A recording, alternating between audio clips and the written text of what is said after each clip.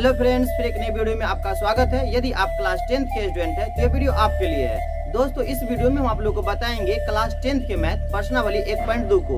तो चलिए दोस्तों, आज का वीडियो स्टार्ट करते हैं और देखते हैं आज का सबसे पहला सवाल क्या है। तो दोस्तों, पहला सवाल में आप लोगों से कहा जाता है निम्नलिखित संख्याओं को अभाज्य गुणनखंडों के गुणनफल के रूप में व्यक्त करें। तो सबसे पहला सवाल में तो दोस्तों, इसको सॉल्व करने से पहले हम लोग समझ गए थे कि अभाज्य संख्या क्या होता है। अभाज्य संख्या का मतलब होता है जिसका केवल सिर्फ दो गुणनखंड होता है। जिसका सिर्फ दो ही गुणनखंड होगा हम लोग उसको बोलेंगे अभाज्य संख्या। अर्थात जो खुद के पहाड़ा में आएगा और एक के पहाड़ा में आएगा हम लोग बोलेंगे उनको अभाज्य संख्या। जैसे मान लीजिए 2, 3, 5, 7, 11, 13, 17, 19, 23, 29 ... ये सभी के सभी अभाज्य संख्या है। हम लोग इसी रूप में ना सबको गुणा के रूप में लिखेंगे, हम लोग इसी को बोलेंगे अभाज्य गुणनखंड। ठीक है दोस्तों, आज का जो सबसे पहला सवाल दिया था उसमें दिया था 140। तो आप क्या करिए, सबसे पहले 140 का रफ कर लीजिए। ठीक है ना, आप चाहो तो 2 से लगा सकते हो, 3 से लगा सकते हो, 5 से लगा सकते हो, 7 से लगा सकते हो, ये सबसे लगा सकते हो। 4, 8, 16 ये सबसे नहीं लगाना है। ठीक है ना, हम लोग सबसे पहले छोटी संख्या से लगाएंगे। तो इसका वैसे रूल है कि अंत में अगर 0 रहेगा, 2 रहेगा, 4 रहेगा, 6 रहेगा, 8 रहेगा, अर्थात अंत में सम संख्या रहेगा तो 2 से लगेगा। तो अंत में 0 है सम संख्या तो 2 से लगा दीजिए। तो 2 से लगाएंगे तो 14 का आधा कर दिए 7, 0 तो इससे रहेगा 140 का आधा 70, फिर 2 से लगा दिए 17 का आधा 35। ठीक है ना, फिर अब तो 5 कहाँ से आएगा, 5 7 35। ठीक है ना, तो कितना आ गया, 2 को 2 आ गया, 1 को 5, 1 को 7 आ गया। अब इसको भी यहाँ पे लिख देंगे मेरे दोस्तों, 140 बराबर 2 गुने 2 गुने 5 गुने 7। देखिए 2 को 2 आया था तो मैंने 2 को 2 लिख दिया, फिर 5 और 7 है तो मैंने 5 7 लिख दिया। अब 2 कितना है, 2 है ना, 2 के पावर 2 लिख दीजिए। 5 सिंगल रहेगा, 7 सिंगल रहेगा। तो चलिए, आपका पहला सवाल दोस्तों इस तरीका से बन गया। अब हम लोग इसी तरीका से देख लेंगे दूसरा सवाल। दूसरा में देखिए दोस्तों कितना दिया, 156। ठीक है ना, 156 दिया है। आप लोग सबसे पहले इसको क्या करेंगे ना, इस तरीका से रफ कर लेंगे। तो चलिए दोस्तों, मैं इसका भी रफ कर लेता हूँ। अंत में देखिए 6 है ना, तो पक्का है कि 2 कान से लगेगा। अंत में देखिए सम संख्या है ना, तो पक्का है कि 2 कान से लगेगा। तो सबसे पहले आप लोग 2 से लगा लीजिए। 2 7 14, 1 बचेगा, 1 पर 6 16 और 2 8 कितना हो जाएगा 16। फिर 2 से लगा लीजिए तो 2 3 6, 1 पर 8 18, 2 9 18। अब 3 9 है तो 9 3 12 होता है। अगर इस दोनों संख्या को जोड़िएगा, अगर 12 15 18 इस तरीका से अगर 3 के पहाड़ा में आ जाता है तो वो 3 से लगेगा। हम लोग 3 से लगा लेंगे, 3 1 3 और 3 3 9 13। अब तो 13 खुद ही अभाज्य संख्या तो लगेगा नहीं, तो क्या को 2 आ गया, 2 2 1 3 1 13। आप लोग इस बात को अब यहाँ पे लिख लीजिए। हम लोग दोस्तों यहाँ पे लिख देंगे 2 2 1 3 और 1 13। अब ध्यान से देखिए 2 कितना बार दिया, 2 बार दिया ना, तो आप चाहो तो इसको 2 के पावर में 2 लिख सकते हो। 3 सिंगल है, 3 ऐसे रहेगा, 13 सिंगल रहेगा। तो यही इसका आंसर हो गया। तो हम लोग इसी तरीका से मेरे प्यारे बच्चों हम लोग देख लेते हैं अब 3 नंबर में क्या दिया है। देखिए 3 में क्या दिया मेरे प्यारे बच्चों, 3 8 2 5 अर्थात 3825 दिया है। तो देखिए इसको कैसे सॉल्व करेंगे। तो चलिए दोस्तों, सबसे पहले हम लोग इसको रफ कर लेते हैं। 3 8 2 5 को अंत में देखिए कितना दिया, 5 दिया है और अंत में 5 दिया है तो फिक्स है कि ये 2 कान से लगेगा नहीं, क्योंकि ये विषम संख्या है। तो 3 से लगा के देख लीजिए। तो 3 का रूल क्या है कि जो भी संख्या दिया हुआ है आप उसको पहले जोड़ के देखिए कितना आता है। अगर जोड़ने के बाद अगर 3 से विभाजित हो जाता है तो फिक्स है कि वो 3 से लगेगा। तो 3 8 11 2 13 13 5 18 और 3 कान में 18 आता है ना, तो आप लोग को 3 से लगाना है। ठीक है ना। हाँ, अगर 19 20 आ जाता है तो 3 कान 19 20 सब ये सब नहीं ना आता है तो 3 से नहीं लगता। फिलहाल यहाँ पे 3 से लगेगा तो मैं 3 से लगा लेता हूँ। 3 1 3। अब 8 में देखिए तो 3 दूना 6 हो जाएगा। तो 3 दूना 6 तो 8 तो 2 तो बचेगा ना। अब 2 पर 2 कितना हो जाएगा 22 और 3 7 21 और 1 पर 5 15 तो 3 5 15। ठीक है ना। अब इसी तरीके से देखिए फिर अंत में 5 है। तो सबसे पहले अंत में 5 रहेगा तो पक्का है कि वो 5 से लगेगा ही, लेकिन पहले आप उसको जोड़ के देख लीजिए कि वो 3 से लगता है कि नहीं लगता। उसके बाद हम लोग 5 से लगाएंगे। तो 1 और 2 3 3 और 7 10 और 10 और 5 15 और 3 के पारा में तो 15 आता है ना, तो सबसे पहले आप लोग को 3 से लगाना पड़ेगा। तो 3 चौका 12 और 7 है तो 3 दूना 6 और 1 तो बचेगा, 1 पर 5 15 हो जाएगा और 3 5 15 हो जाएगा यहाँ पे। अब देखिए 5 और 2 7 और 7 और 4 11। अब बताइए 3 के पारा में 11 आएगा नहीं ना आएगा, तो 3 से नहीं लगेगा तो 4 से नहीं लगेगा। जब 2 से लगेगा तो 4 से लगवे नहीं करेगा, वैसे भी 4 तो भाज्य संख्या है ना, तो 4 से लगाना ही नहीं आपको। तो 5 से ट्राई करिए। अब 5 का रूल क्या है मेरे प्यारे बच्चों कि अगर अंत में 0 या 5 रहेगा तो पक्का है कि वो 5 से लगेगा ही। ठीक है ना। तो चलिए हम लोग 5 से लगा लेते। 5 8 40 और 2 बचेगा ना, तो 2 पर 5 25 और 5 25। अब देखिए 5 करने में तो 50 ही आएगा, 17 मरतबे 17 में तो लगा दीजिए। अब 17 तो खुद ही अभाज्य संख्या होगी, तब लगाने की जरूरत नहीं है। तो देखिए 2 को 3 आ गया, 2 को 5 आ गया, 1 को 17 आ गया। आप लोग इस बात को यहाँ पे लिख देंगे। 2 को 3 2 को 5 और एक तो कितना आ गया 17, यहाँ पे 17 लिख दीजिए। आप चाहें तो इसको ऐसे भी लिख सकते हैं, 3 2 है तो 2 तो लिख दीजिए इस तरीका से, 5 भी 2 है तो 5 के पावर में 2 लिख दीजिए, 17 सिंगल है 17 ऐसे ही रहेगा। इस तरीका से मेरे प्यारे बच्चों आप लोग का तीसरा सवाल। ये मेरे प्यारे बच्चों हम लोग अब इसी तरीका से 14 सवाल को कर लेते हैं। तो देखिए 4 में क्या लिखा है 5005, आपको यहाँ पे लिख देना पड़ेगा, लिख दीजिए 5005, ठीक है ना, मैंने इसी तरीका से लिख दिया। अब 5005 को आप लोग को क्या करना पड़ेगा, एलसीएम करना पड़ेगा, साइड में रफ करना पड़ेगा। इस तरीका से आप रफ कर लीजिए साइड में, ठीक है ना। तो दोस्तों सबसे पहले हम लोग क्या करेंगे 5 और 5 का रफ कर लेते हैं। अंत में देखिए 5 है, अब 5 विषम संख्या तो फिर से 2 से लगेगा नहीं। अब 3 का रूल क्या है, 5 में 5 जोड़िए 10, और 3 के ऊपर 10 आएगा नहीं, 3 से तो लगेगा नहीं, और 4 से तो लगाना ही नहीं, आपको 5 लगा के देख लो। तो 5 1 5 0 0 ऐसे रहेगा, फिर 5 1 5 हो जाएगा।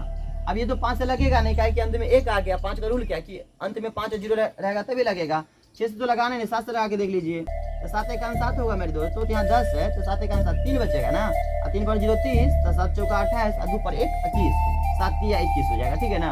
अब एक काम करते हैं ना, हम लोग अभी 11 से लगा के देखते हैं, ठीक है ना। तो 11 1 11, और 3 पर 3 33, 11 3 33, अब 13 तो खुद ही अभाज्य संख्या हो गया, तब तो लगाना नहीं है। तो क्या आ गया 5 7 11 13। आप ये जो 5 और 5 लिखे ना दोस्तों, इसके आगे आपको लिखना पड़ेगा, तो लिख दीजिए 5 7 गुने 11 और गुने 13। ये दोस्तों इसका भी आंसर यही हो गया। अब पहला का जो दोस्तों 5वां सवाल है वो दिया 7429, अर्थात 7429। अब इसको यहाँ पे बना लीजिए 7429, ठीक है ना। तो इसका वैसे अभाज्य गुणन आएगा 17 19 23 आएगा, ठीक है ना। आप लोग रफ भी करके दिखा देता देखिए।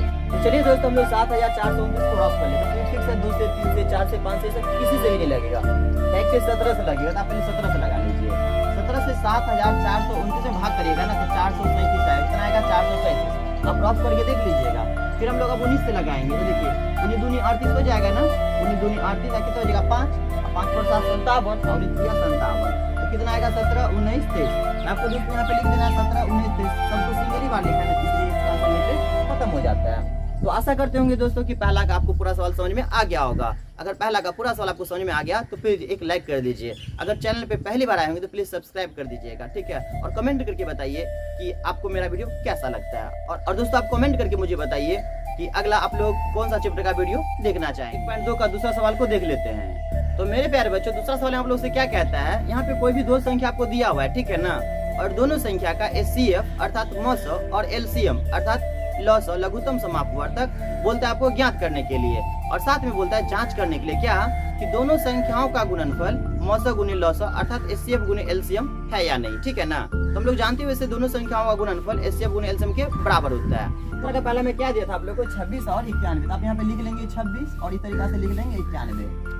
आप देखिए 26 को अभाज्य गुणनखंड के रूप में लिखना है, तो आप चाहोगे ना तो 2 गुने 13 लिख सकते हो, 13 गुना 26 होता है ना, 2 गुने 13 लिख सकते हो ना।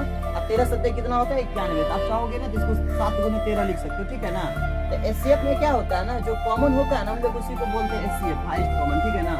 अब यहाँ पे देखो 13 मिल गया दोनों में ना, आप सिंगल एक 13 लिख दो, यही इसका HCF हो गया, ठीक है ना। अब आपको LCM निकालना है, तो LCM में क्या होता है ना कि जो नहीं मिला है उसको भी लिख दो, तो 2 और 7 का जो तो मिला ही नहीं, तो 2 7 को ऐसे लिख दीजिए। और जो मिल जाता है ना, जो कॉमन रहता है ना, कॉमन में से हम लोग 1 को लिखते हैं, यहाँ पे 1 को लिख दीजिए, ठीक है ना। इसको गुना करिए, 2 को 7 से गुना करिए 14, और 14 को 13 से गुना करिए तो कितना हो जाएगा 182, ठीक है ना। आपका HCF और LCM का ये आंसर हो गया। अब आपको क्या करना है मेरे प्यारे बच्चों, जांच करना है, तो जांच कर लीजिए आप यहाँ पे। अब तो जांच कैसे किया जाता है, दोनों संख्याओं का गुणनफल किसके बराबर होता है, HCF गुने LCM के बराबर होता है। अर्थात हम लोग दोनों संख्याओं का गुना कराएंगे, जितना आंसर आएगा उतना मौसो और लौसो को गुना करेंगे, दोनों का आंसर सेम आना चाहिए, तो आपका आंसर राइट होगा। तो ये मतलब पहली संख्या, तो पहली संख्या पे देखिए 26 दिया है, आप लोग यहाँ पे 26 लिखना पड़ेगा। और B का मतलब कितना 91, तो आप लोग को यहाँ पे 91 लिखना पड़ेगा। और HCF का वैल्यू कितना लाए आप लोग 13, तो यहाँ पे 13 लिख दीजिए। और LCM का मान कितना लाए 182, तो आपको यहाँ पे कितना लिखना पड़ेगा 182। अब आपको क्या करना पड़ेगा मेरे प्यारे बच्चों, 26 को 91 को गुना करना पड़ेगा। आप लोग गुना करके देखिए कितना आता है, और ठीक 182 को 13 से गुना करना पड़ेगा। तो चलिए बच्चों हम लोग गुना कर लेते हैं 26 को 91 से। इस तरीके से आप लोग गुना कर लीजिए। तो 26 से 26, 9 छक्के 54 के 4 आते हैं 5, 9 दूनी 18, 18 5 23, यहाँ पे कितना आ जाएगा, हाँ मतलब 2366 आ जाएगा। आपको यहाँ पे लिखना पड़ेगा 2366। अब 13 को 182 से गुना कर लीजिए, तो उतना ही होगा इसे। इसी तरीके से आपको 13 को 182 से गुना कर लेना, तो इस तरीके से आप लोग गुना कर लीजिए। तो देखिए 3 दूना 6, 3 अट्ठे 24 के 4 हाथ में 2, 3 एक 3 2 5, 2 एक 2, 8 एक 8, 1 एक 3। यहाँ पे कितना हो जाएगा मेरे प्यारे बच्चों 2366। यहाँ पे लिख लीजिए 2366, देखिए दोनों तरफ सेम आ गया ना, तो यही आपका आंसर हो गया, ये आपका जांच हो गया। अगर दोनों तरफ सेम आ गया तो समझिए आपका सवाल जो सॉल्व किया ना वो राइट है, ठीक है। तो चलिए मेरे प्यारे हम लोग इसी तरीके से दूसरा सवाल को दूसरा में क्या दे मेरे प्यारे बच्चों, 510 और 92। सबसे पहले आप लोग इसको क्या करिए, रॉफ कर लीजिए, ठीक है ना, एलसीएम कर लीजिए। तो मैं इस तरीके से यहाँ पे कर लेता हूँ एलसीएम। तो देखिए मैंने आपको बताया है ना कि अंत में 0 रहेगा, 2 रहेगा, 4 रहेगा, 6 रहेगा, 8 रहेगा। तो क्या है ना कि 2 से लगेगा, तो 2 से लगा लीजिए। 2 दूना कितने हो जाएगा 4, 1 पर 1 11, 2 पंचे 10, 1 पर 0 10, 2 पंचे 10, ठीक है ना। अर्थात 510 का आधा 255। अब देखिए अंत में तो 5 है विषम संख्या, 2 से लगेगा नहीं, तो 3 से ट्राई करिए। 5 5 10 2 12, 3 करें तो 12 आता है ना, तो आपको 3 से लग जाएगा। तो 3 8 24, 1 पर 5 15, 3 पंजे 15। अब 8 5 13, 3 करें तो 13 आता नहीं ना, तो 5 लगा लीजिए ना। 17 पंचे 85। अब तो 17 खुद अभाज्य संख्या हो गया, अब तो बनेगा नहीं आगे। एक काम करिए, लिख दीजिए 2 3 5 17, ठीक है ना। तो यहाँ पे लिख देंगे मेरे प्यारे बच्चों 2 गुने 3 गुने 5 और गुने 17, ठीक है ना। अब उसी तरीके से आपको 92 का एलसीएम कर लेना है। तो आप कर लीजिए आप लोग 92 का। तो 2 से लगेगा मेरे प्यारे बच्चों, क्योंकि 2 अंत में है ना, 2 रहेगा तो 2 से लगेगा ही फिक्स है। 2 चौका 8, 1 पर 2 12, 2 छक्के 12, फिर 2 से लगा लिए, 2 दूनी 4, 2 तिया 6, तो 2 को 2 और 1 को 23 आएगा। तो यहाँ पे लिख लीजिए 2 को 2 और 1 को 23। अब देखिए मैच क्या कर रहा था, 1 को 2 मैच कर गया, अब बाकी कुछ नहीं मैच करे। इधर 3 है तो इधर 3 है नहीं, इधर 5 है तो 5 है नहीं, इधर 17 है तो इधर 17 है नहीं, इधर 23 है तो उधर 23 है नहीं। इसमें तो सिंगल एक ही 2 मिल रहा था ना, तो इसीलिए ऐसे भी मैंने आपको बताया है कि जो कॉमन रहेगा ना वही आंसर होगा। और लास्ट में जब कोई नहीं मिलेगा तो आपको वहाँ पे एक आंसर लिखना है। आप यहाँ पे लिख दीजिए एचसीएफ अर्थात 510 और 92 का एचसीएफ कितना होगा मेरे प्यारे बच्चों, तो 2 हो जाएगा। तो आपका एक आंसर ये हो जाएगा। अब एलसीएम में क्या करेंगे आप कि जो मिला उसको 1 को लिख दीजिए और जो बचेगा ना सबको लिख दीजिए। तो 1 को 2 लिख दीजिए, फिर 1 को 3 लिख दीजिए, फिर 5 लिख दीजिए, फिर 17 लिख दीजिए, फिर यहाँ पे कितना है 23 है ना मेरे प्यारे बच्चों। तो आपको यहाँ पे क्या लिखना है, यहाँ पे 23 लिख देना है। तो यहाँ पे 23 लिख दीजिए। अब सबको आपको गुना करना पड़ेगा मेरे प्यारे बच्चों, जितना भी आएगा आपको वहाँ पे नोट कर देना है। हम लोग गुना कर लेते हैं यहाँ पे। 2 दूना 4, 4 तिया 12 और 12 पंचे 60, और 60 को 17 से गुना करेंगे तो कितना हो जाएगा, 17 छक्के 102 ना, अर्थात 1020 आ जाएगा, ठीक है।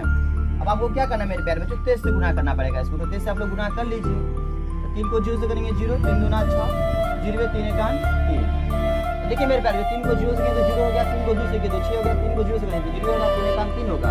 अब 2 से करें 0 को तो 0 होगा, 2 दूना कितना हो जाएगा 4, 2 को 0 से करें तो 0 होगा, 2 एकान 2। अब यहाँ पे क्या करें 0 दे दीजिए, 6 में जो 6, 4 में जो जाएगा 4, 3 में जो 3 और 2, यहाँ पे कितना आ जाएगा 23 46 0। आपको यहाँ पे मेरे प्यारे को लिखना पड़ेगा 23 46 0, ठीक है ना।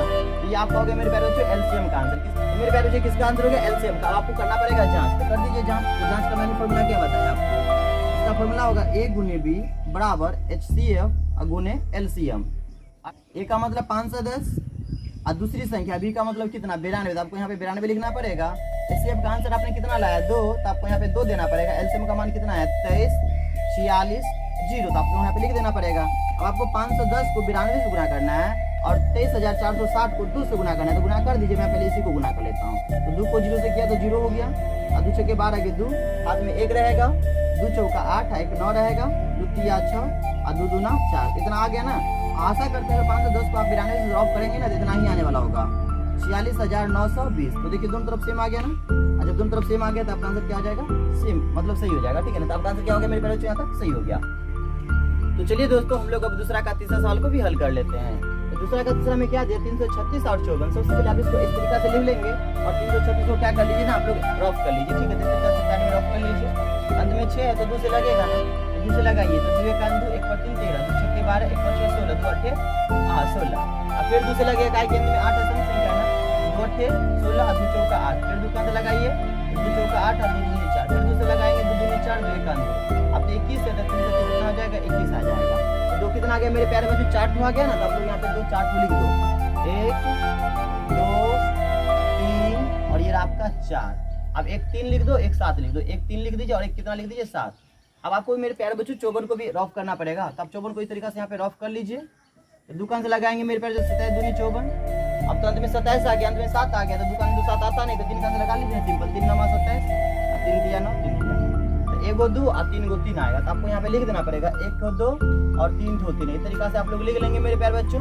अब आपको देखना है क्या कि मैचिंग क्या कर रहा है, कॉमन क्या है। यहाँ पे देखिए 1 2 है तो यहाँ भी 1 2 है, 1 2 मैच कर गया।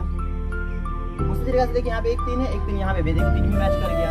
अब तो कोई मैच नहीं कर रहा है, जो मैच करेगा सबसे पहले हम लोग उसको एचसीएफ बोलेंगे। एचसीएफ निकाल लेते हैं। आप क्या करेंगे 1 2 इसमें से ले लेंगे और एक 3 इसमें से ले लेंगे। अब 3 को 2 से गुना करेंगे तो यहाँ पे 6 हो जाएगा। आपका तो एचसीएफ का आंसर हो गया। अब इसी तरीके से मेरे प्यारे बच्चों आपको एलसीएम निकालना पड़ेगा। अब एलसीएम निकालने के लिए आपको क्या करना पड़ेगा, जो जोड़ा में है ना उसमें से आपको एगो लिखना पड़ेगा। अब जितना भी बचा है सबको मल्टीप्लाई करा दीजिए, सबको गुना करा दीजिए। तो सबसे पहले हम लोग इस जोड़ा में से 1 को 2 लिख दिया। अब इसके बाद क्या करते हैं, कितना 2 बचा है, 3 को 2 बचा ना, तो आप लोग को यहाँ पे 3 को 2 लिख देना पड़ेगा। मैंने उसके बाद 3 को 2 लिख दिया। अब एक जोड़ा में का मैंने ये वाला 3 लिख दिया। अब कितना 3 यहाँ पे बचेगा, 2 तो 3, तो यहाँ पे 2 तो 3 लिख दीजिए। उसके बाद देखिए मेरे पास यहाँ पे कितना बचा है, 7 बचा ना, तो आपको यहाँ पे 7 भी लिखना पड़ेगा। आप यहाँ पे 7 भी लिख दीजिए। इसके बाद आपको करना क्या पड़ेगा मेरे प्यारे, सबको करना पड़ेगा गुना। तो गुना कर लीजिए, 2 दूना 4, 4 दूना 8, 8 दूना 16, 16 3 48। तो आपको 48 से क्या करना पड़ेगा मेरे प्यारे बच्चों, 3 3 9 9 7 63 को गुना करना पड़ेगा। तो गुना कर लीजिए। तो 8 3 24 के 4 हाथ में रहेगा 2, 3 चौका 12 2 14, 6 48 के 8 हाथ में रहेगा 4, 6 चौका 24 24 कितना हो जाएगा यहाँ पे 28। यहाँ पे 4 बचेगा, 8 4 12 के 2 हाथ में 1, 8 9 10 के 0 हाथ में 3। आगे मेरे प्यारे जो 3024 आपको यहाँ पे लिख देना पड़ेगा 3024। यहाँ पे देखिए मेरे प्यारे कितना आ गया 3024, आपको यहाँ पे लिख देना पड़ेगा 3024। ठीक है, तो चलिए बच्चों हम इसको जांच करें। तो जांच का फॉर्मूला क्या होता है, a गुने b बराबर HCF गुने LCM। ठीक है ना, यहाँ पे लिख दीजिए। अब a का मान कितना दीजिएगा आप लोग, a का मान 336 देंगे यहाँ पे, अब गुना b, अब b का मान कितना है 54। HCF का मान आपने कितना लाया 6, तो आपको यहाँ पे 6 लिखना पड़ेगा। और LCM का मान कितना लाया आपने 3024, तो आपको यहाँ पे लिखना पड़ेगा 3024। आपको 336 को 54 से गुना करना, जितना भी आएगा आपको यहाँ पे रख देना है। और 3024 को 6 से गुना करना, जितना भी आएगा उसको यहाँ पे रख देना है। तो गुना कर लीजिए, 6 चौका 24 के 4 हाथ में रहेगा 2, 6 दूना 12 2 14 के 4 हाथ में रहेगा 1, और 6 को 0 से मतलब 0 होगा, हाथ में 1 दे दीजिए। और 6 का 18 यहाँ पे 18 दे दीजिए। तो कितना आ जाएगा 18144। अगर आप 336 को 54 से गुना करेंगे तो इतना ही आ जाएगा, कितना आ जाएगा 18144। यही मेरे प्यारे बच्चों आप लोगों का क्या हो गया, जांच हो गया और ये आपका आंसर भी हो गया। देखते हैं 3 को कैसे सॉल्व करें। तो चलिए मेरे प्यारे बच्चों हम लोग अब 3 नंबर को देख लेते हैं।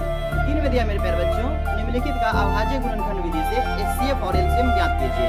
आपको मौसा और लौसा ज्ञात करना है। तो देखते तीसरा का पहला सवाल में क्या दिया हुआ है।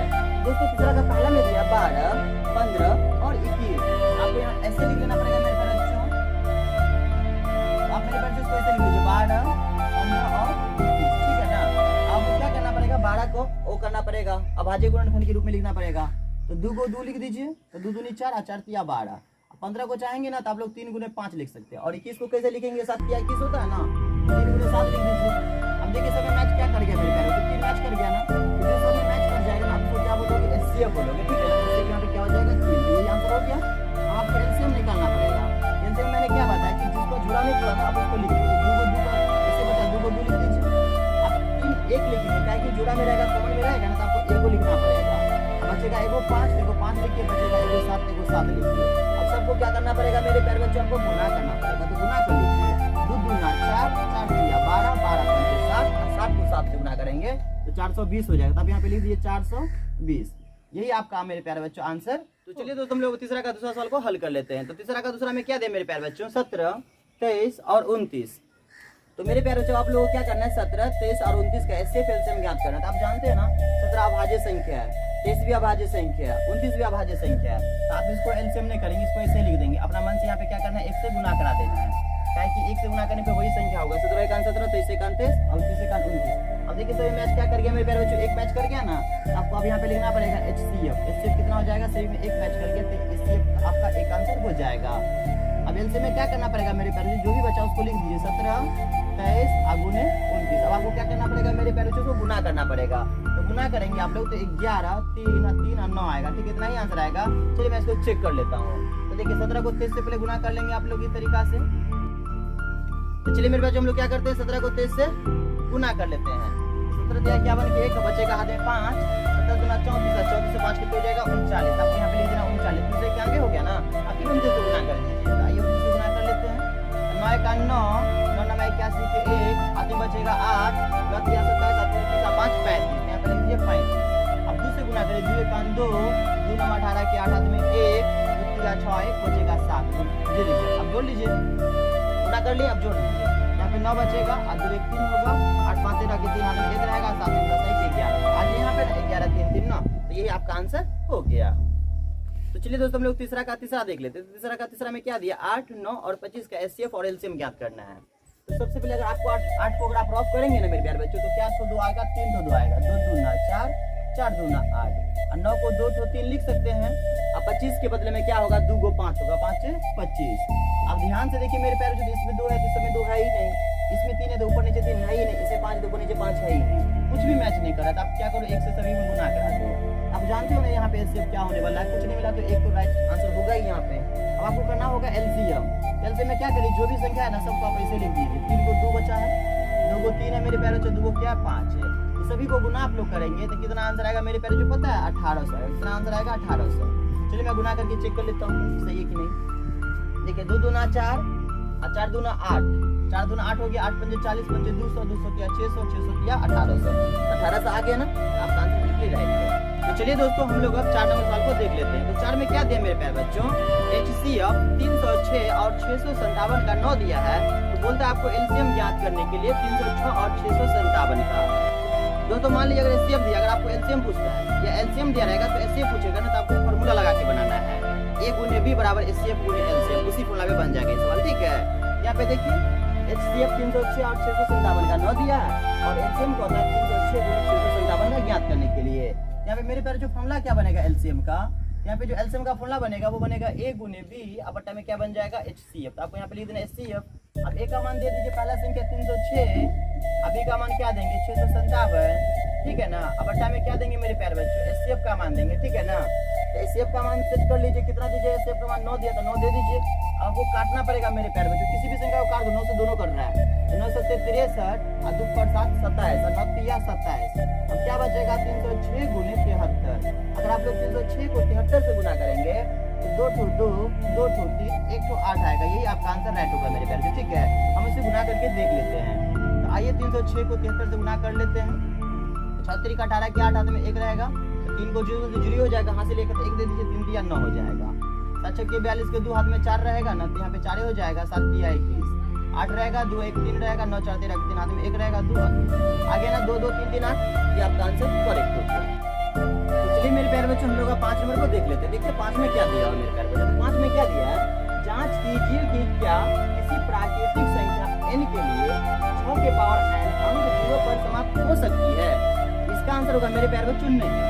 देखिए यहाँ पे क्या दिया, 6 के पावर में n दिया, ठीक है ना। अगर मान लीजिए n का मान अगर आप 1 देंगे तो यहाँ पे 6 हो जाएगा, अगर n का मान 2 रखेंगे तो क्या हो जाएगा 36 हो जाएगा। तो 0 पर कभी ये समाप्त नहीं होने वाला है, 0 पर ये कभी समाप्त होने वाला नहीं है।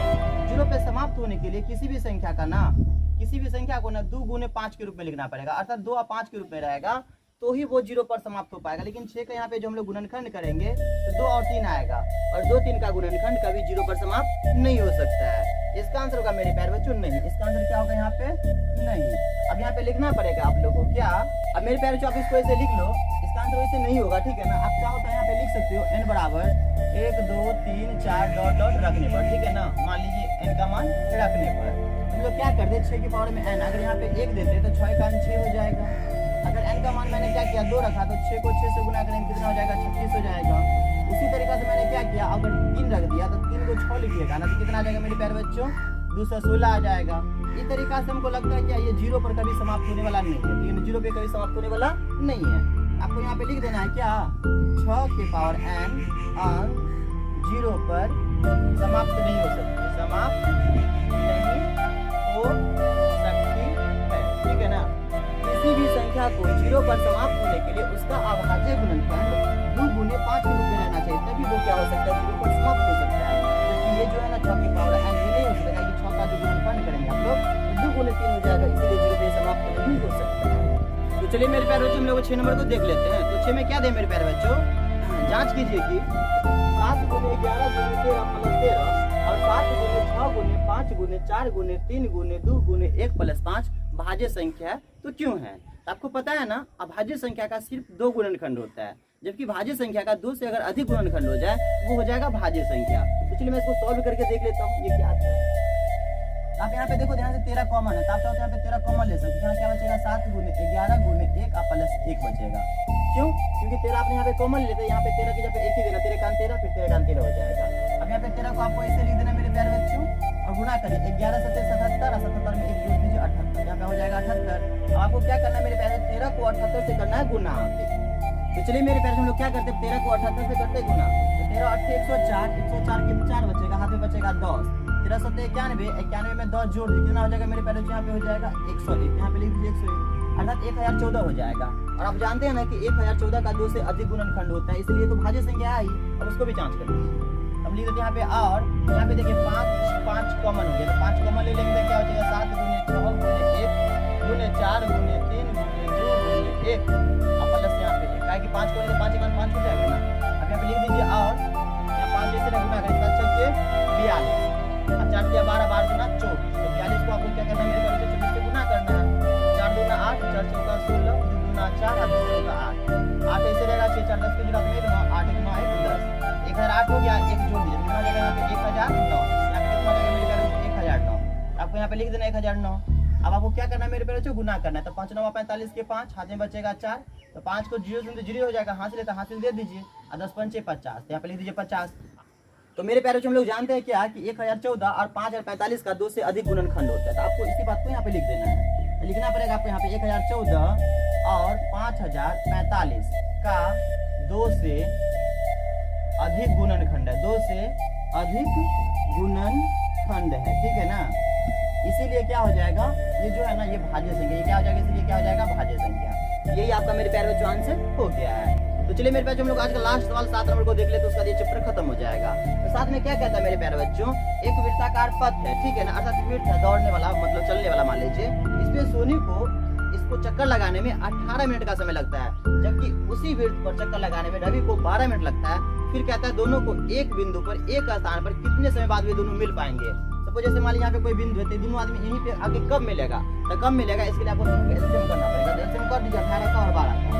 18 को क्या लिखेंगे 2 3 6 6 3 18, 12 को लिखेंगे 2 2 4 3 12, देखिए मैच क्या कर गया 1 2 1 3, यही हो गया आपका एलसीएम, ठीक है ना। तो एक को 2 लिखिए इसमें से, और जो बचा ये 2 लिख दीजिए, एक इसमें से लिखिए, और ये जो कॉमन है ना इसमें से 1 को लिखिए।